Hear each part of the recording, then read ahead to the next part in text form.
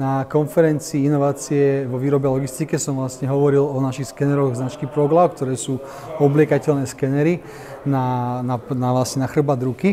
A s týmito skenermi vlastne dokážeme ušetriť až 50% času potrebného na jeden sken.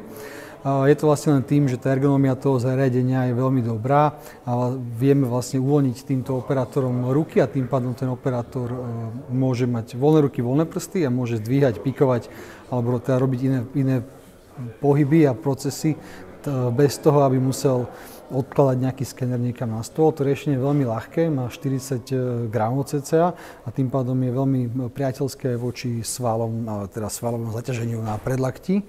A týmto pádom vlastne dokážeme my ako firma priniesť riešenia pre sklady alebo do výroby, kde vlastne dokážeme ten proces veľmi radikálne zvýšiť, rádovo až o 50%, alebo teda o 2 až 6 sekúnd na jeden sken.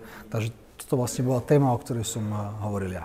Toto riešenie vlastne prináša veľmi veľké časové úspory.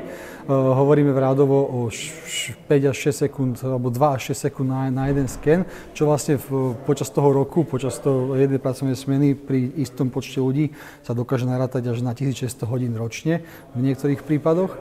A máme zákazníkov, ktorí šetria rádovo 500 000 eur vlastne ročne iba na tom, že vlastne vymenili štandardné riešenia za naše skenery.